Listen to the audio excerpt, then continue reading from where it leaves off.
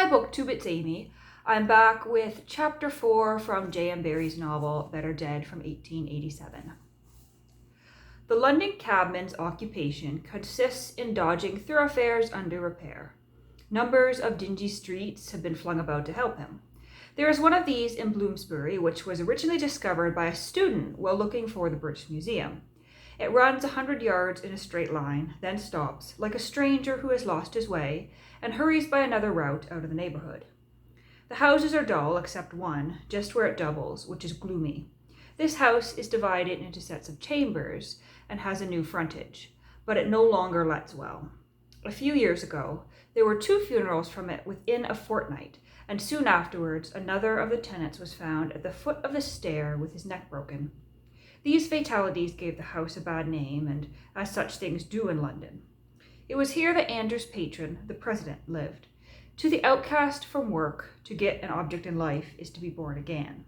Andrew bustled to the president's chamber on the Saturday night following the events already described, with his chest well set. His springy step echoed of wages in the heart of the unemployed. Envious eyes following his swaggering staff, could not see that but a few days before he had been as the 13th person at a dinner party. Such a change does society bring about when it empties a chair for the superfluous man. It may be wondered that he felt so sure of himself, for the night had still to decide his claims. Andrew, however, had thought it all out in his solitary lodgings, and had put fear from him. He felt his failings and allowed for every one of them, but he knew his merits too, and his testimonials were in his pocket. Strength of purpose was his weak point, and though the good of humanity was his lodestar, it did not make him quite forget self. It may not be possible to serve both God and mammon, but since Adam the world had been at it, we ought to know by this time. The society for doing without was as immoral as it certainly was illegal. The president's motives were not more disinterested than his actions were defensible. He even deserved punishment. All these things may be. The great social question is not to be solved in a day. It never will be solved if those who take it by the beard are not given an unbiased hearing. Those were the young Scotchman's views when the president opened the door to him, and what he saw and heard that night strengthened him. It was characteristic of Andrew's host that at such a time he could put himself in the young man's place. He took his hand and looked him in the face more like a physician than a mere acquaintance. Then he drew him aside into an empty room. "Let me be the first to congratulate you," he said. "You are admitted." Andrew took a long breath, and the president considerately turned away his head until the young probationer had regained his composure. Then he proceeded. "The society only asks from its probationers the faith which it has in them. They take no oath. We speak in deeds. The brotherhood do not recognize the possibility of treachery, but they are prepared to cope with it if it comes. Better far, Andrew, to be in your grave dead and rotten and forgotten than a traitor to the cause." The president's voice trembled with solemnity. He stretched forth his hands, slowly repeating the words, "dead and rotten and forgotten," until his wandering eyes came to rest on the young man's neck. Andrew drew back a step and bowed silently, as he had seen many a father do at a christening in the kirk at Wens. "You will shortly," continued the president, with a return to his ordinary manner, "hear an address on female suffrage from one of the noblest women in the land. It will be your part to listen. Tonight you will both hear and see strange things. Say nothing. Events no surprise. Some members are irritable. Come." Once more he took Andrew by the hand and led him into the meeting room, and still his eyes were fixed on the probationer's neck. There seemed to be something about it that he liked. It was not then, with the committee all around him, but long afterwards at Wens, that Andrew was struck by the bareness of the chambers. Without the president's presence they had no character. The trifles were absent that are to a room what expression is to the face. The tenant might have been a medical student who knew not that it was worth while to unpack his boxes. The only ornament on the walls was an elaborate sketch by a member, showing the arrangement of the cellars beneath the premises of the Young Men's Christian Association. There were a dozen men in the room, including the president of the Birmingham Branch Association and two members who had just returned from a visit to Edinburgh. These latter had already submitted their report. The president introduced Andrew to the committee, but not the committee to him. Several of them he recognized from the portraits in the shop windows. They stood or sat in groups looking over a probationer's thesis. It consisted of diagrams of machinery. Andrew did not see the sketches, though they were handed round separately for inspection, but he listened eagerly to the president's explanations. "The first," said the president, "is a beautiful little instrument worked by steam. Having placed his head on the velvet cushion D, the subject can confidently await results. Number 2 is the same model on a larger scale. As yet, 3 can be of little use to us. It includes a room 13 by 11 feet. X is the windows and the other apertures, and these being closed up and the subjects admitted, all that remains to be done is to lock the door from the outside and turn on the gas. E, F, and K are couches, and L is a square inch of glass through which results may be noted." I did not see this coming here, but continuing on. "The specialty of 4, which is called the water cure, is that it is only workable on water.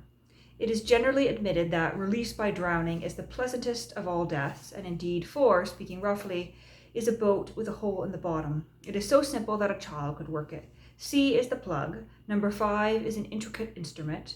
The advantage claimed for it is that it enables a large number of persons to leave together." While the thesis was under discussion, the attendance was increased by a few members, specially interested in the question of female suffrage.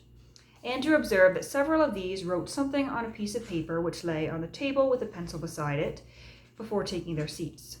He stretched himself in the direction of this paper, but subsided as he caught the eyes of 2 of the company riveted on his neck. From that time until he left the rooms, one member or other was staring at his neck. Andrew looked anxiously in the glass over the mantelpiece, but could see nothing wrong. The paper on the table merely contained such jottings as these: "Robert Buchanan has written another play. Shondhurst is in town. Ashmead Bartlett walks in Temple Gardens 3 to 4. Clement Scott, ? Query, is there a dark passage near Hyman's Socialist's house? Talmage, address Midland Hotel. Andrew Lang, ? Andrew was a good deal interested in women's suffrage, and the debate on this question in the Student Society at Edinburgh, when he spoke for an hour and 5 minutes, is still remembered by the janitor who had to keep the door until the meeting closed. Debating societies, like the Company of Reporters, engender a familiarity of reference to eminent persons, and Andrew had in his time struck down the champions of women's rights as a boy plays with his ninepins. To be brought face to face with a lady whose name is a household word wheresoever a few Scotchmen can meet and resolve themselves into an argument was another matter.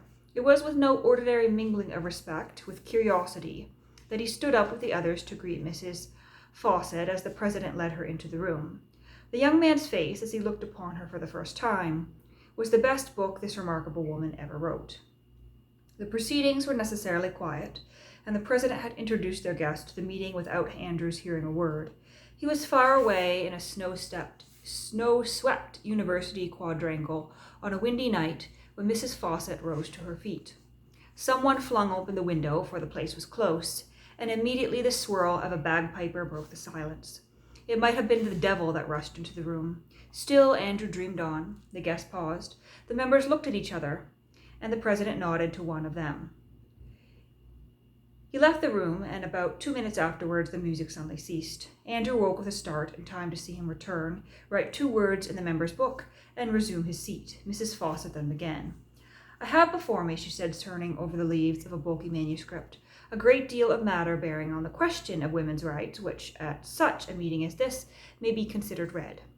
It is mainly historical, and while I am prepared to meet with the hostile criticism from society, I assume that the progress our agitation has made, with its disappointments, its trials, and its triumphs, has been followed more or less carefully by you all. Nor shall I, after the manner of speakers on such an occasion, pay you the doubtful compliment of fulsomely extolling your aims before your face. I come at once to the question of women's rights in so far as society can affect them, and I ask of you a consideration of my case with as little prejudice as men can be expected to approach it. In the constitution of the society, as it has been explained to me, I notice chiefly 2 things which would have filled me with indignation 20 years ago, but only remind me how far we are from the goal of our ambition now. The first is a sin of omission, the second one of commission, and the latter is the more to be depreciated, in that you made it with your own eyes open after full discussion, while the other came about as a matter of course. I believe I am right in saying that the membership of this society is exclusively male, and also that no absolute veto has been placed on female candidature. As a matter of fact, it never struck the founders that such a veto in black and white was necessary. When they drew up the rules of membership, the other sex never fell like a black shadow on the paper. It was forgotten. We owe our eligibility to many other offices, generally disputed at law, to the same accident. In short, the unwritten law of the argumentum ad crenolium puts us to the side. Having paid the society the compliment of believing that, however much it differed from her views, it would not dismiss them with a laugh, Mrs. Fawcett turned to the question of women's alleged physical limitations. She said much on this point that Andrew saw could not be easily refuted, but, interesting though she made it, we need not follow her over beaten ground. So far the members had given her the courteous non-attention which thoughtful introductory remarks can always claim. It was when she reached her second head that they fastened upon her words. Then Andrew had seen no sharper audience since he was one of a Scotch congregation on the scent of a heretic. At a full meeting of committee, said Mrs. Fawcett, with a ring of bitterness in her voice, you passed a law that women should not enjoy the advantage of the association. Be they ever so eminent, their sex deprives them of your care. You take up the case of a petty maker of books because his tea-leaf solutions weary you, and you put a stop to him with an enthusiasm worthy of a nobler object. But the woman is left to decay. This society, at its noblest, was instituted for taking strong means to prevent men slipping down the ladder. It has been such a toil to them to mount, but the women who have climbed as high as they can fall from rung to rung. There are female nuisances as well as male. I presume no one here will gainsay me that, but you do not know them officially. The politicians who joke about 3 acres and a cow, the writers who are comic about mothers-in-law, and the very bootblacks have your solitude, but you ignore their compliments in the softer sex. Yet you call yourselves a society for suppressing excrescences. Your president tells me that you are at present inquiring for the address of the man who signs himself paterfamilia in the Times, but the letters from a British matron are of no account. I do not need to be told how Dr. Smith, the fashionable physician, was precipitated down that area the other day, but what I do ask is why should he be taken and all the lady doctors left? Their degrees are as good as his.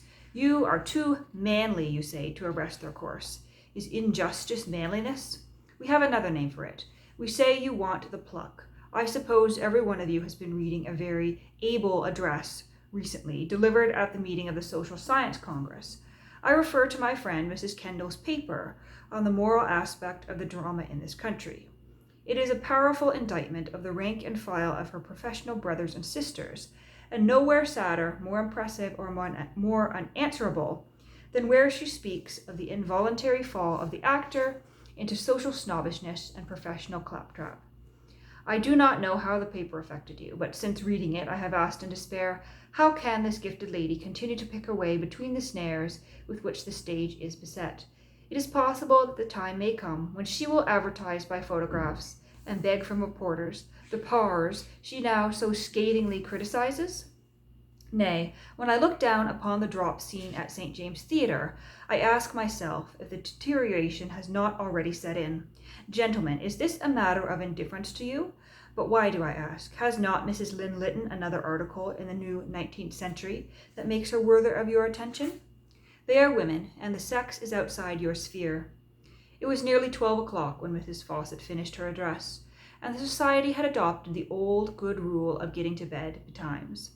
Thus it was afterwards that Andrew learned how long and carefully the society had already considered the advisability of giving women equal rights with men. As he was leaving the chambers, the president slipped something into his hand. He held it there until he reached his room. On the way, a man struck against him, scanned him piercingly, and then shuffled off. He was muffled up, but Andrew wondering if he had not seen him at the meeting.